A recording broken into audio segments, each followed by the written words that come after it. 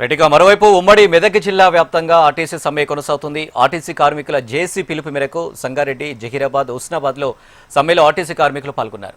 ఈ నేపథ్యంలో Sangareddy RTC bus stand ఎదుట ఉద్రిక్తత నెలకొంది. అద్దె బస్సును సంగారెడ్డి నుంచి పటాన్చెరు పంపేందుకు అధికారులు ప్రయత్నించారు. దీంతో కార్మికులు బస్సును అడ్డుకున్నారు.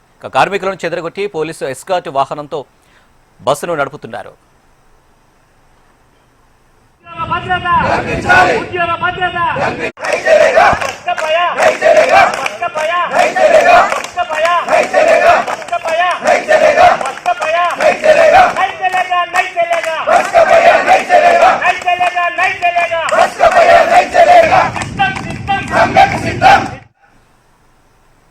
రెడ్డిగా ఇదే అంశానికి సంబంధించి మరిన్ని డీటెయిల్స్ మా ప్రతినిధి యోగానంద రెడ్డి అందించడానికి సిద్ధంగా ఉన్నారు.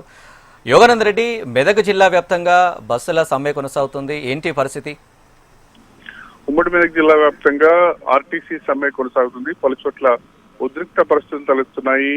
ప్రధానంగా మెదక్, సంగారెడ్డిలో ఉద్రిక్త పరిస్థితులు తలెత్తాయి.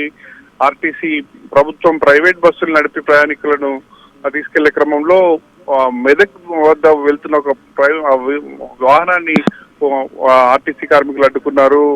అక్కడ ఆ డ్రైవర్ పైన వాటర్ బాటిల్ కూడా విసిరేసి నిరసన వ్యక్తం చేశారు. ఈ క్రమంలో పోలీసులు వాళ్ళందరినీ చెదరగొట్టి ఆ బస్సును పంపడం జరిగింది. మరో పక్కన సంగారెడ్డిలో పోలీసు ఎస్కార్ట్ వాహనంతో ఆర్టీసీ బస్సును పంపించే పరిస్థితి నెలకొంది. చాలా సంగారెడ్డి డిపో నుండి బయటకు వస్తున్న బస్సును ఆర్టీసీ కార్మికులు అడ్డుకున్నారు. పోలీసులకి ఆర్టీసీ కార్మికులకు మధ్య వాగ్వాదం చోటు చేస్తుంది. అయినప్పటికీ పోలీసులు బలవంతంగా ఎస్కార్ట్ వెహికల్ సాయంతో డిపో నుండి బయటకు బస్సును తీసుకొచ్చారు. అదేవిధంగా జహీరాబాద్ లో కూడా నిరసన కొనసాగుతోంది.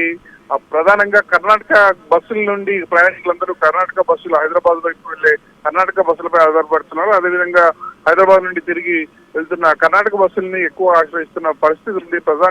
ప్రధానంగా ఇంకా సమ్మె కొనసాగుతుంది.